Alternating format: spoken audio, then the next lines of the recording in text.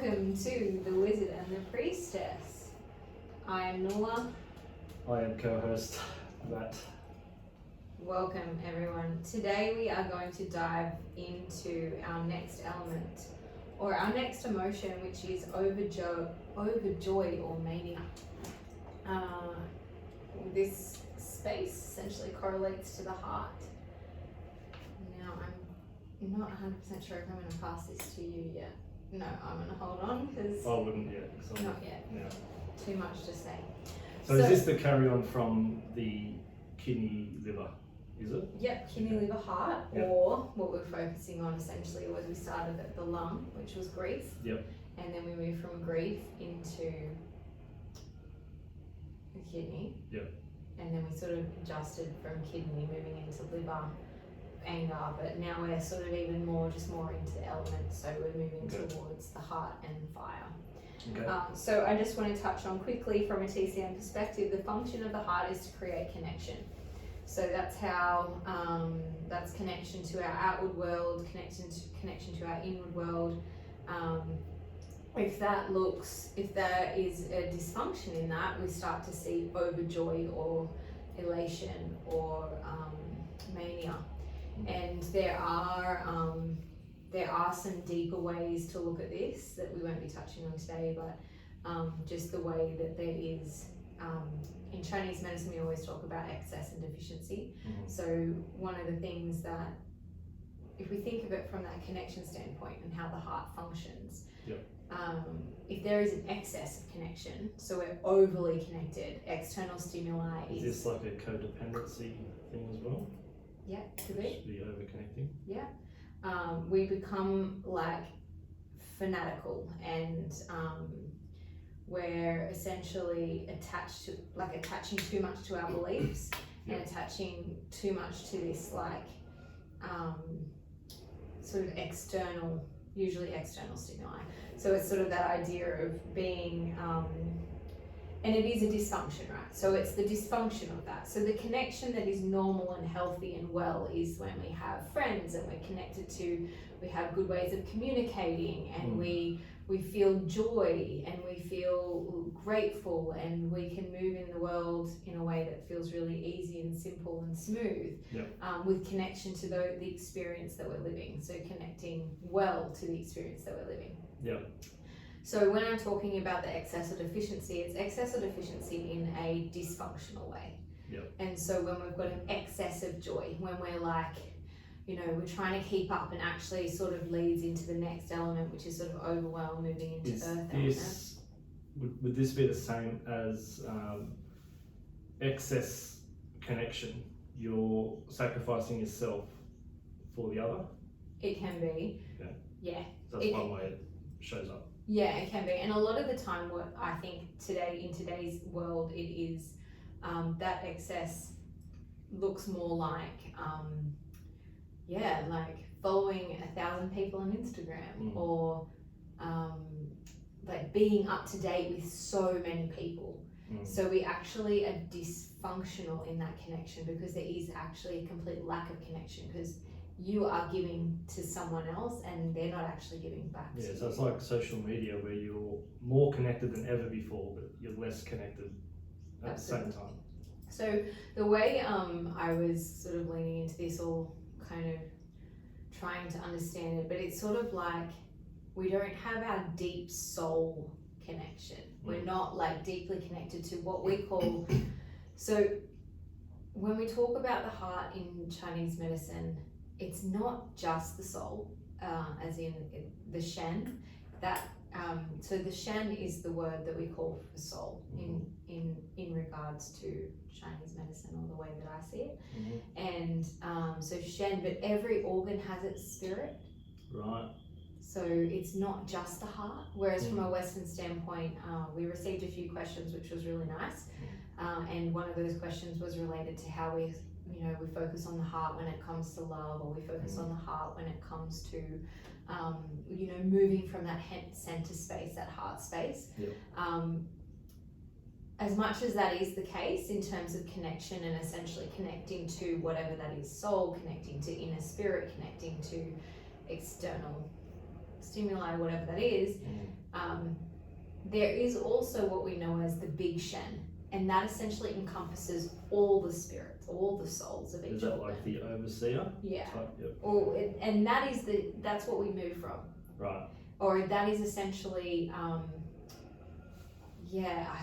we should have had a conversation before we started this podcast, but you touched on this in a previous podcast about I was trying to decipher how we get here. Right. So like the spirit breaks into pieces, and then we become like pieces of soul, and that soul enters the body or enters human form, and as it enters human form for you, it has its contracts, and then essentially we live out our life getting through that contract, and then we move on to the next, or we move up into the next level kind of thing. Mm-hmm. In Chinese medicine, the big Shen would be that soul piece that comes into the body. Right. But so that it is the overseer, essentially the overseer of the contract. Yep. And that is essentially where we're moving from when I say we move from the center, or we move from that heart space that feels in alignment, that creates alignment in our life, and everything just opens up in that way. I'm talking about the big Shen. Yep. Then we've got little Shen, who lives in the heart, and that is the heart's spirit. Okay. So when we think of Lalung, that is Po. When we think of the liver, that has Hun. They're different spirits, and they have different functionalities. Right.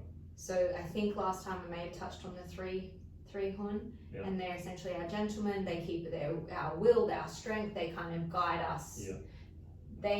They're all encompassing, essentially. So from a metaphysical aspect, Yes. that'd be aspects of consciousness. Okay. Like the three different souls for, let's say, the heart, the liver, kidneys. They've all got their own. They draw in and attract aspects of consciousness, like liver, fear, etc. And Kidney. so that's just different aspects. Totally. So for the left brainers out there, that's more just sort of little centers for awareness. Yeah. Yep. And so that's sort of that whole idea of like, the gut brain axis, and how nothing actually you don't feel anything in the brain, you feel it in your gut. TCM would be like, yeah, for sure, but you feel it in all organs.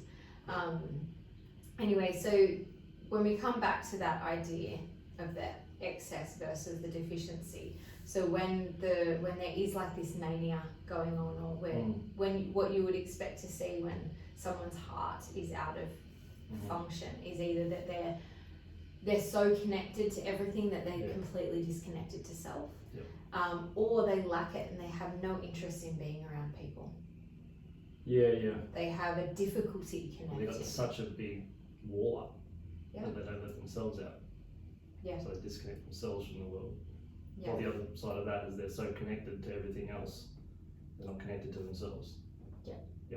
So that is sort of the excess and deficient, and that is essentially when we look at heart on that kind of metaphysical level. And we can look at it in different ways in terms of the physical ailments that we could see from that. And like, what's a typical physical symptom that might show up? Excess would be heart attack. Okay. I actually could be deficient too, but it's kind of how they got there, right? Yeah, and then I guess the thing is, there's sort of different layers to it as well, and it's a little bit, but either way you could have like heart blood deficiency, which we're going to see like this really like blood pressure, low. It can be, but either way. Any heart condition, right? Heart condition, it can be. Not necessarily though. There can be heart conditions that are caused by, like a lack of where the mother would serve the heart, which is from the liver. So there might be deficiency in the liver. We're always looking at that cycle of it feeding in. And that is, I guess, one way of how we would support that. So I guess it's being wary and aware. I want to sort of bring it back to that kind of way of maybe thinking or feeling, and focusing on that rather than the pathophysiology that we would see physically, because it just becomes a little bit wordy with all the ways that TCM is. However, the way we want to treat the excess is we want to bring it down. We need to bring the excess back in. And so the way we do that is we sort of take the energy out of, like we move the energy out of the heart and we move it sort of towards what we would call the grandmother. And that grandmother is essentially the kidney.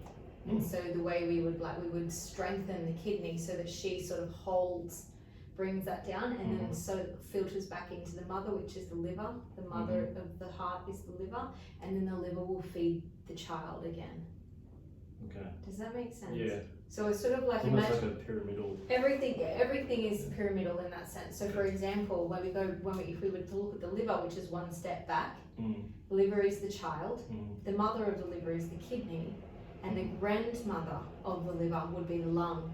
So if the liver was overworked and overdone, and like we saw this excess anger, we'd probably pull some of that energy out, put it towards the lung, and then the lung will feel. So we sort of like, it's sort of, you know, I mean, I know this, but for example, if I take my kids to my grandma, it's my mum's house.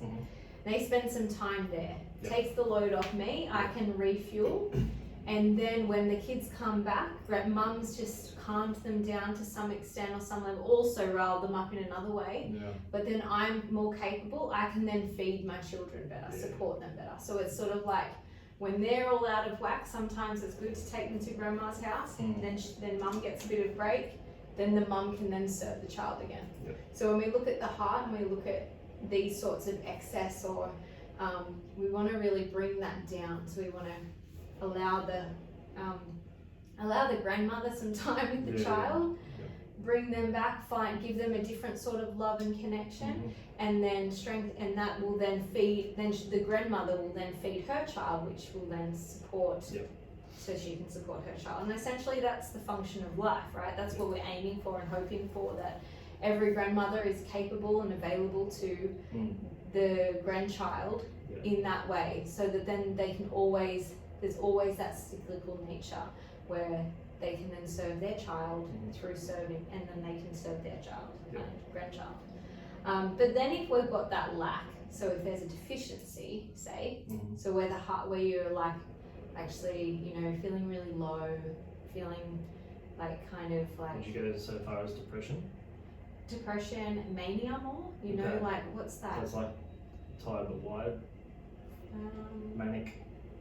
More like that manic, like that, like I can't even talk to you. I have no interest. Like beyond it, more a disordered thinking. Would that just normal correlate or be connected to blood sugar at all? I mean, or is that another episode? Well, I'd have to think about this now. To be fair, I should have asked this pretty sure. But I'm thinking that for sure, of course, it's going to be related to. But then, in terms of the way that the heart blood moves through, that's going to be interlinked to that's holistic. That's just like, oh, of course. Well, if you don't eat, then you can't digest anything. You can't create blood. You will therefore have no chi, and there will be no movement. There will be no nourishment. So, okay. But it's not just like, oh yeah, blood sugar. That's that. But essentially, when we have a really weakened state of joy or weakened state of like, you kind of a little bit manic, right? But what's the opposite of mania when you go down? Depression. Yeah, so sort of like that. You said that before. Now we're in a big circle. Glad we got that clear. Thank you. So essentially, then we would sort of treat them up.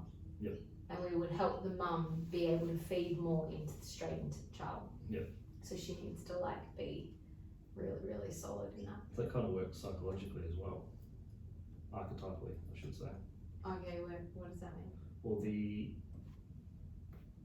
the mother gave birth to the child, but then to be a mother, you first have to come through the child. How do I get through the child if I'm the mum? To be a mother. Yes. Physical mother. Yes. You first have to become a child. You go through the child phase psychologically, then you grow up into an adult. But then to feed the mother, you need to activate the inner child. That one. To keep the young spirit going. To keep your, what was it? Was it the Shen? Yeah. To keep that fed. That's all, just one 2 cents. Wow, that's That's okay, fantastic, Matt. I really appreciate it. Thanks, man. I think one of the things too when it comes to the heart, and you're going to take us off on a really cool tangent in a minute, but is that we're all a little bit mentally ill.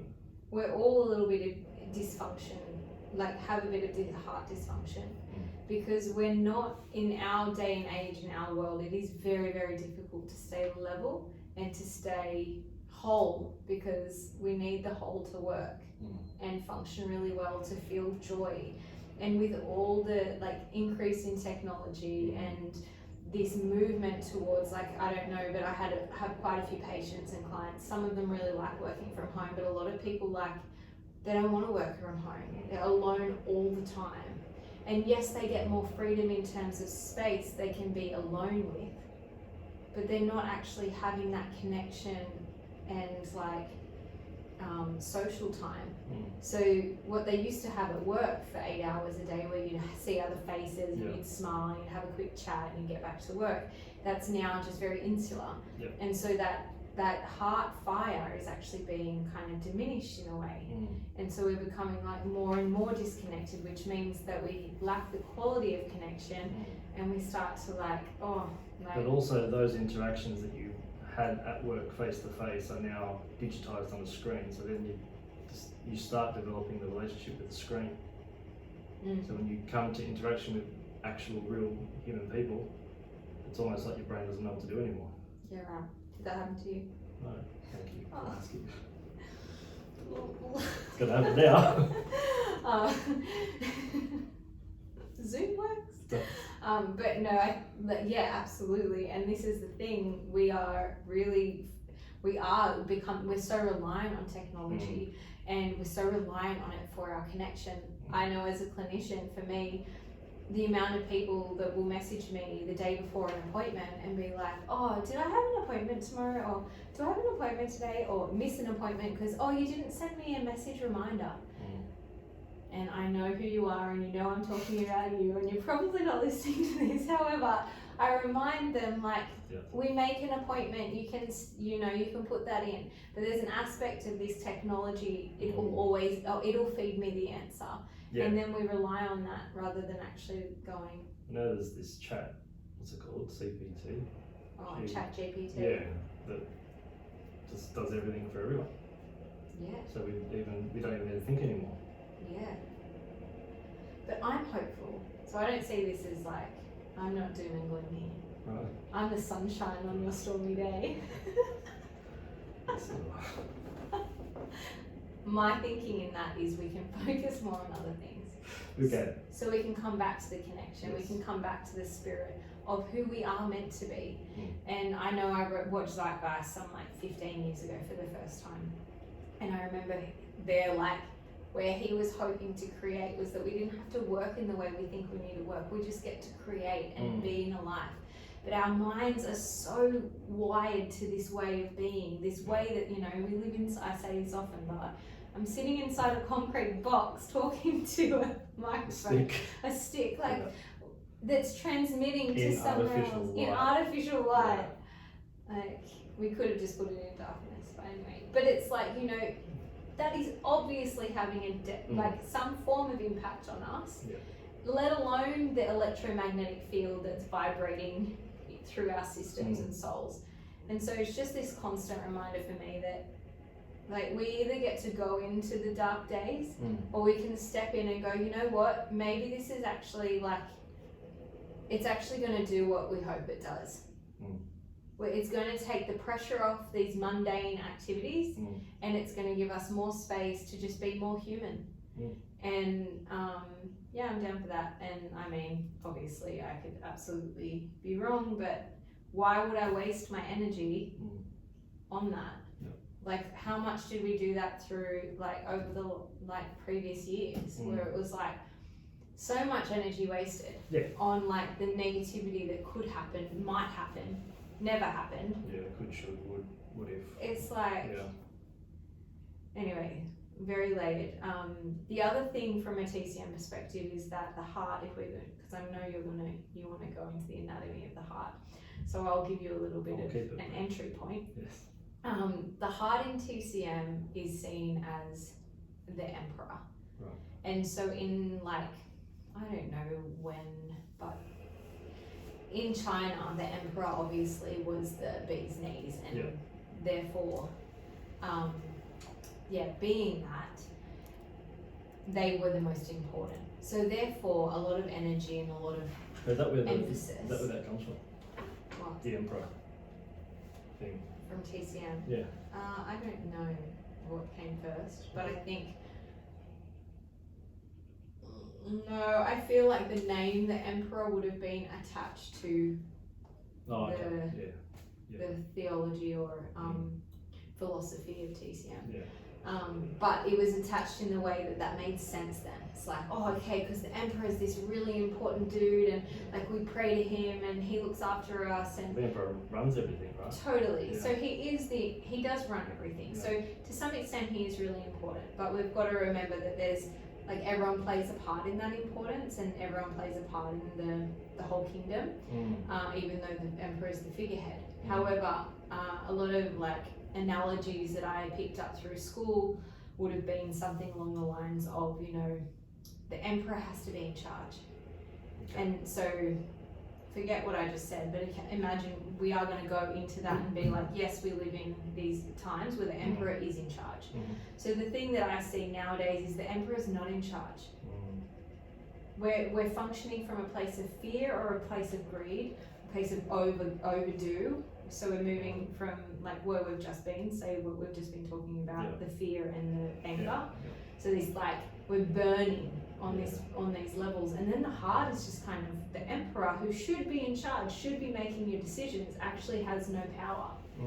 And so there's this idea in the way that I talk to my patients essentially is just that remember that they're meant to be in charge. And they're meant to be in charge of the kingdom so that they can sit on top of the kingdom and they can ensure everything's functioning. That's their focus. But if they're not doing that, then we're losing our way, or we're probably over-functioning or under-functioning elsewhere. Well, that just leads to that, well, I guess that feeds that disconnection. Absolutely, right? Yeah. And then if you can't find that connection, you have to look outside yourself and connect to that, and then identify as that on some level. Yeah, and then this feeling, like the feeling that you're left with is the feeling of like, you know, despair and lack of worth. Yeah. Because we're alone in the world, because we're so disconnected, but we're more connected than ever. So it's actually, I think the word more connected than ever is actually bogus. It shouldn't be said because it's not actually true. It's this idea where we're more informed than ever. We have more to digest than ever. We have more information than ever. We have so much information coming in that it creates chaos. Totally. Yeah. And we'll talk about that next time. Okay. So don't go into that. Okay. But then what we need to bring, from my perspective, is bring it back to actual connection. That is through like all things tactile, all our senses. We need to be connected through our senses. And the screen doesn't do that. No. All right. But the heart beats inside our chest. It does. It has You are onto it. Can you tell me more, Matt? Tell me more. Well, you're coming at it from a TCM view. Yeah. What came up for me when you were talking about the emperor and the emperor being in control is that in tarot, number 4 in tarot is the emperor, which correlates to the experience of the mind. So if the emperor can't look after his kingdom, his body, then that's when he starts to get dysfunctional. That's just what came up. In terms of his mind, he with becomes body and mind, because his body reflects his mind. Right. Yeah. Your body is a reflection of the choices you've made. So if you can't manage your kingdom, your body, then your capacity to use your mind decreases. So it's the as above, so below, as below, so above kind of thing. But when we talk of the heart from a visceral viewpoint, we not many people know the real shape of the heart or where it is. They think it's left in the middle rib cage. But just to give people an idea, and I am going somewhere with this. Isn't it in the middle? No, it's middle slightly to the left. So if you go to the right, go down to second rib, that's the top of the heart. And then you draw it sort of a slight oblique angle down to rib 6 towards the left. That's where the heart is. And you know the cartoon heart, that shape. Yeah. That actually comes from, if you were to strip away all the tissue from two people and they were heart to heart and looking at it from the back or the front, it looks like that. Like a cross. More like that heart more shape. like a heart shape. So that's where the connection thing That's really beautiful. comes in. So we need to be connected to something else or someone else. well, we are connected, and even HeartMath Institute did this research where they put electrocephalograms on people to measure people's brain waves. They put electrocardiograms on people to measure their heart rate. What they found was that I always get this mixed up. If you had two people in the same room or the same vicinity, what they found was the heartbeat of the stronger person showed up in the brainwave of the weaker. So what that means is that the strongest out there, strongest like vibrationally and vitality, all that kind of stuff, is that those people are harmonizing everyone around them all the time. Fantastic. Whether they're conscious of it or not. So we are connected. It's whether you're aware that you're connected. So to the degree that we don't feel that, then we get into a little bit of trouble. But also when we're talking about the heart, people think of the heart as our spiritual home, where really it's not really our spiritual home per se, it's the springboard to spirituality, because to live a spiritual life, we'll call it, you need to be connected to self, you need to accept the self and realize that that self is connected to every other self. So you're connecting to something greater than yourself. So you're connected to the greater whole, essentially. But in order to do that and to function in that capacity, your upper, so the heart is the fourth chakra, or green ray energy, the blue ray energy, the throat, and the indigo ray energy, which is the third eye, and then the violet, which is the crown. All of those need to be open to be the home of spirituality. So the heart itself actually has its own nervous system. Just the heart. Just the heart. So when they do a heart transplant, they have to take the entire nervous system with it into the patient. Yeah, okay. And you'd know what happens if people get like a transplant of some sort, what the person receiving the organ starts feeling. Totally. They start experiencing whatever the person that had the heart before them. Isn't that interesting? Right? Yeah. So, yeah. It's kept in the tissue, it's kept in the flesh. It certainly is. So, from a visceral viewpoint, the heart articulates with everything in the thorax. The lungs, the mediastinum, pericardium, which supports the heart. Nothing really holds. The heart doesn't directly connect. It's the pericardium, which is the protective, around that. But the heart, the first symptom you can tell that someone's got a heart condition, when I say heart condition, more of a physical, actual physical, like a mechanical pericarditis or myocarditis or something along those lines. They have high blood pressure. Well, even before that, it shows up in their posture. So they've got a really, they have a really straight, a flat thoracic curve, but then they have forward head and rounded shoulders at the same time.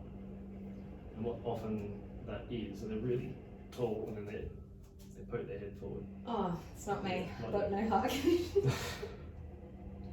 So that's indication of either lack of crawling as a child or lack of that thoracic curve, and then their heart doesn't function properly. Because we start really developing that aspect of consciousness when we start crawling like a cat, like a dog in infant development, around ages sort of 5 to 8 months old. And when we're crawling like a cat or a dog, then the acupressure point, on the shin, on the knee, sometimes on the forearm, but on the hands, actually stimulate those meridians, stimulate that part of the brain, which is the amygdala, which actually helps us process emotion.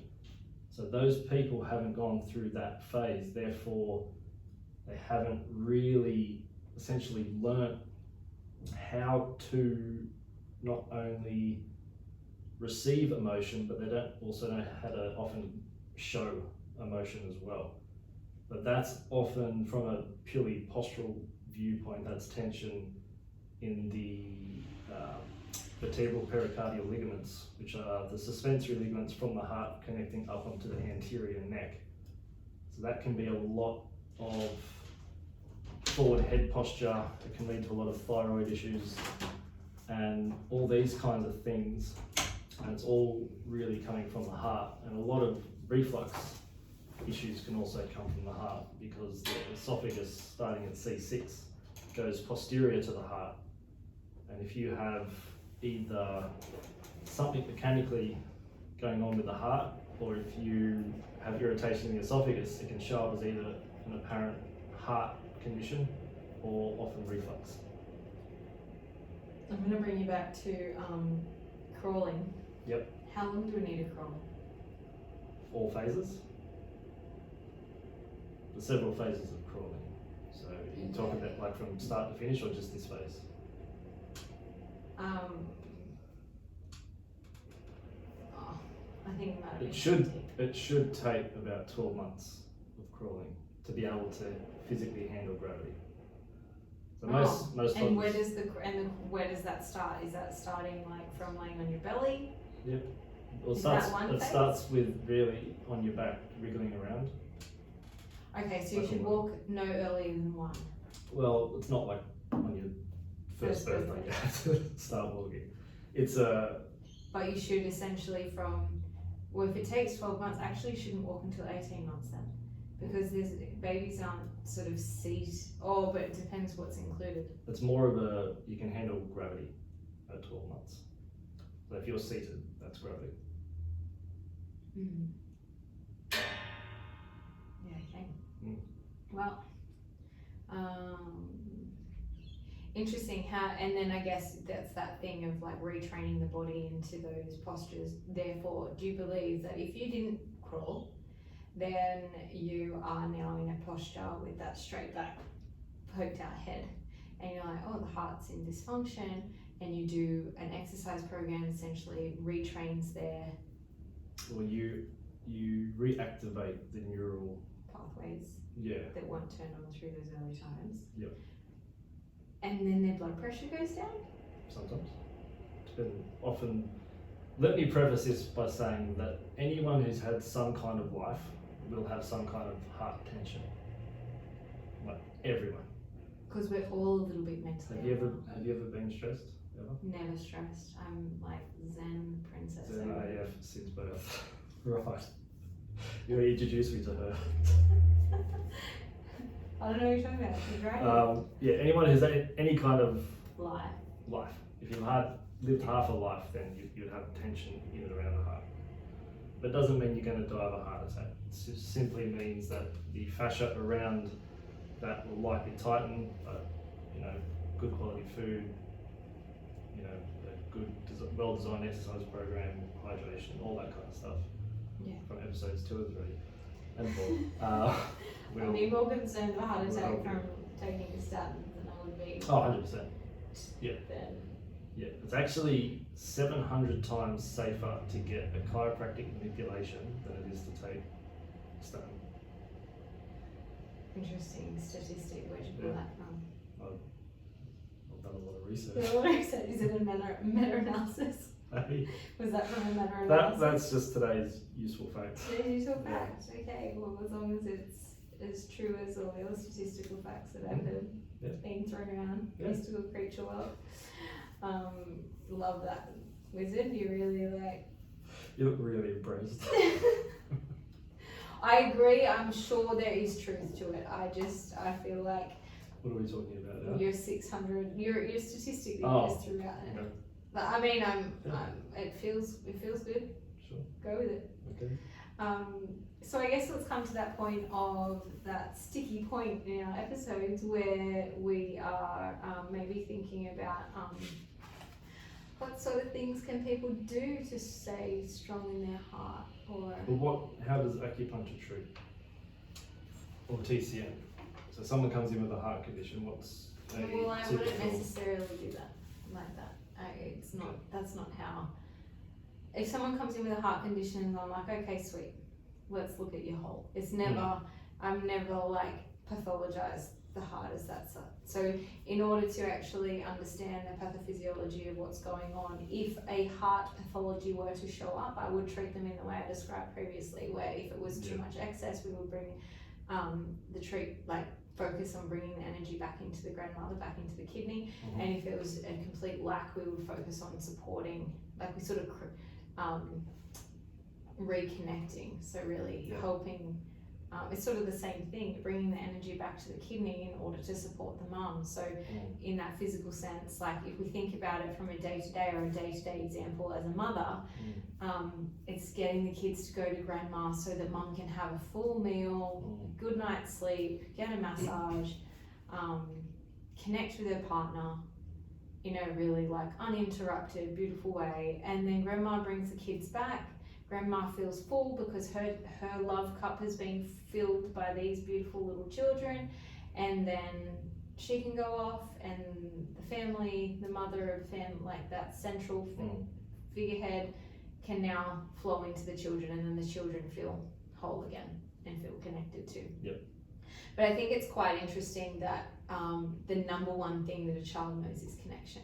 And that is like bigger than, I mean, I was going to throw a cool false fact out.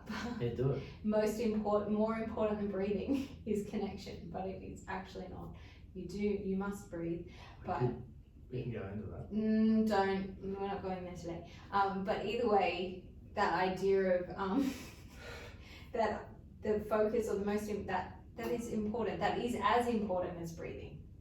Connection is as important as breathing for a young child. So when we break connection, when we don't pick up a child when they're crying, especially little babies, when we dismiss their emotion, when they don't understand what's going on and they act a certain way, and we dismiss them and we disconnect from them, and we make our love and connection conditional.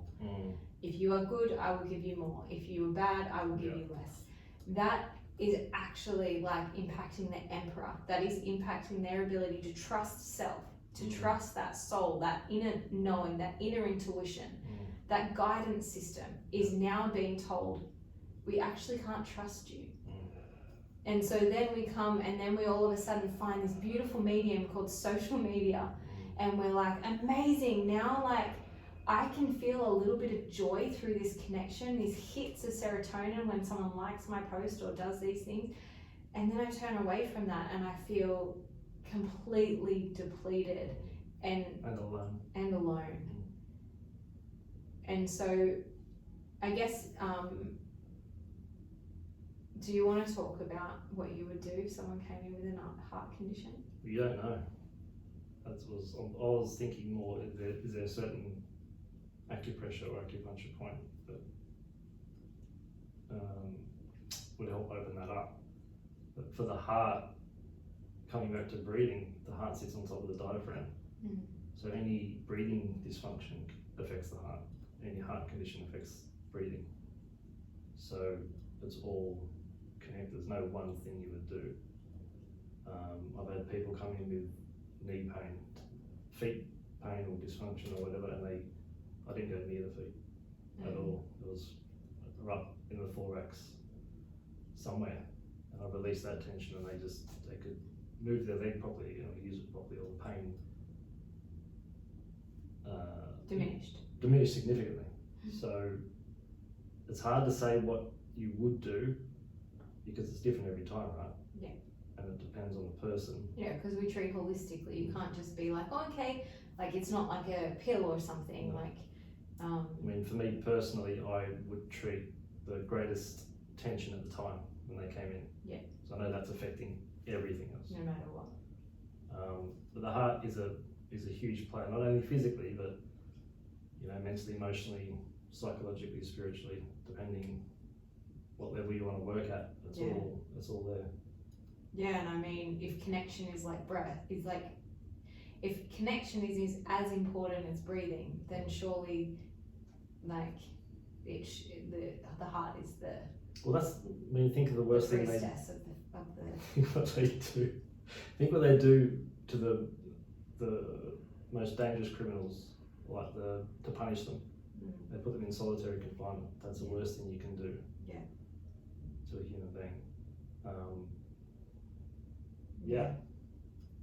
Yeah, it's really big. And there was another thing that just came through when you just said that one. Yeah.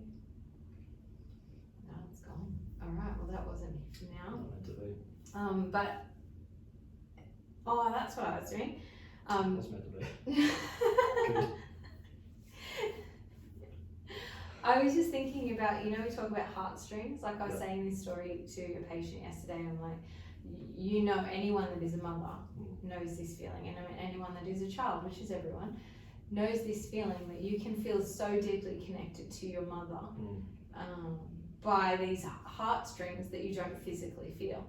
Yeah. Like you don't physically have like a string that attaches to your mother's heart, but you can feel them, and there's an intuition guidance that is there. It's like vibrating there. I don't believe it necessarily diminishes and goes. It's always there, but it's like this thing, this magnetic energy that keeps you connected to them. I often notice it in my hands. It goes out and then no. But does it go through that finger? So the heart channel ends at the end of the pinky finger. And I thought it was that finger. No, it's pericardium. Okay. But when I watch a sad movie, or it doesn't actually have to be sad, whatever pulls on my heartstrings, you know that saying? So the sad movies like the Zeitgeist? Zeitgeist wasn't sad, it was really uplifting, I thought.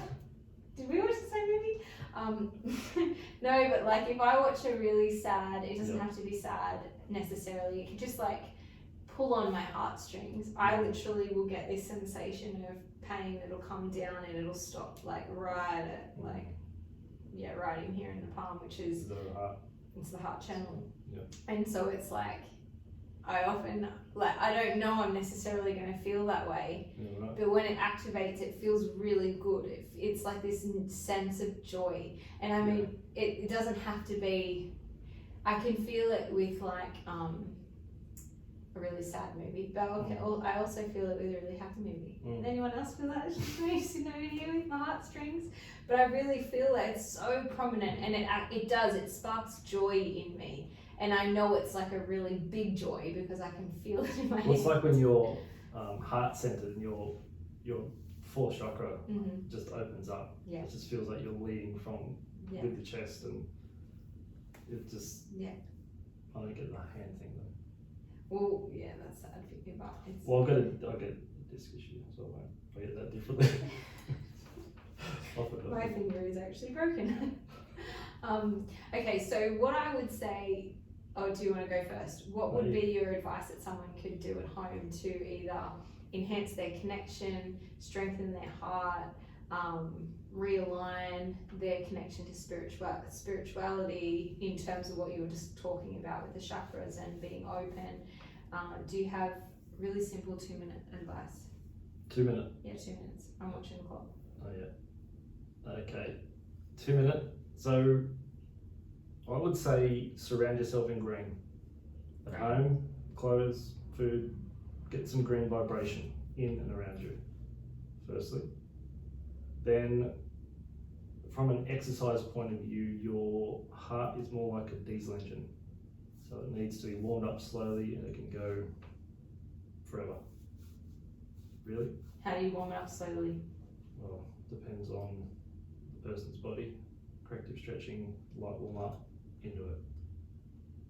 And go forever. Go forever. Yeah. And then from an emotional, well, you said you asked about spiritual. Whatever, you go. Yeah, accepting yourself, let yourself off the hook. And we hold, in the heart, we hold emotions like love and joy, but also the need to be loved, the need to feel joy, jealousy, hatred, everything, either side of the coin we hold. And if you are feeling in that kind of, let's call it the more shadow aspect of it, ask yourself, is it really true? And then try and listen with your heart. And then even ask directly, heart, what do you say about ... And just wait for an answer. It's probably not going to come literally in the mail. It might, leave room for the unknown, but it's a feeling that you have to get to. It's not going to come literally. It's going to come in a vision maybe. It might come as a synchronicity of some sort. But to follow your heart it takes spiritual coherence to do that. Yeah. And to trust those too. Oh yeah. Because I've done a lot of, not a lot, but I've done a couple of these sessions which are really cool, and as in leaning in and like trusting what comes up. Someone's asking me questions and I'm just trusting what comes up, and I'm just expressing those and then going with what is. And I don't know, I thought like my imagination is pretty colourful, so I just sort of always go with that, and I think that's one of the things that I've always done. Is I follow those nudges. It doesn't mean that there hasn't been absolute heart shadow that has like come through and directed me in ways that doesn't serve, but it always feels bad. Never, it's like shadow, when you action or move from a shadow pattern, it doesn't feel good. It's not like, oh, glory to me. It's like, you don't feel light to do. No, you feel heavy, and you're making this decision, you're like, just you have feels wrong justified it in your head, that this is good, and then you go with it, and it's obviously not good. Well, that's why they say the longest journey you'll ever take is head to the heart. Oh, you said this one before. Don't take it away from me. Why did I say that? Because now I can't remember what I was saying. There's my So what are your tips? shadow right out there. Oh, damn it, I had something like... Anyway, doesn't matter. My thing for the heart essentially is just to be here now. Get a clock that says now on it.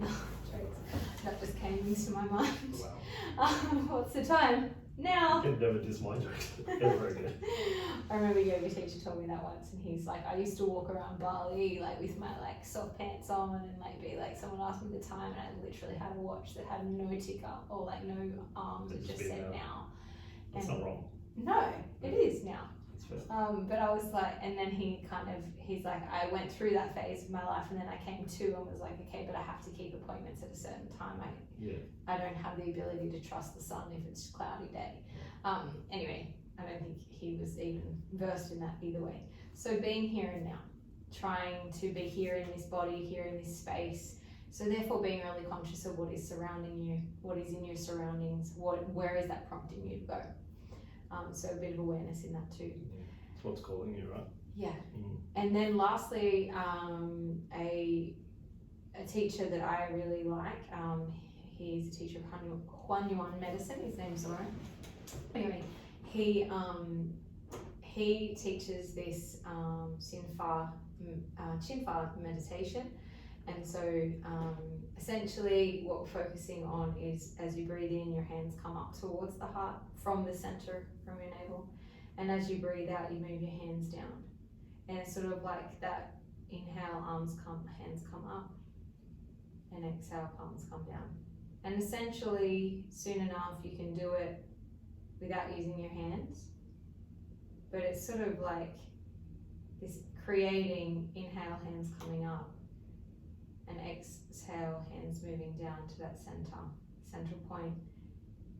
I was doing it the other day and I was like, wow, something about it is really regulating, really landing. So just that you don't necessarily need to use the hands, but you're focusing on that energy between the heart and the navel. I was thinking that's anyway. There's a bit to it, you could do it to a different point if you're a man, but for a female, it's to the navel. Is the point on the man a bit further? Yeah. Lower? I think so.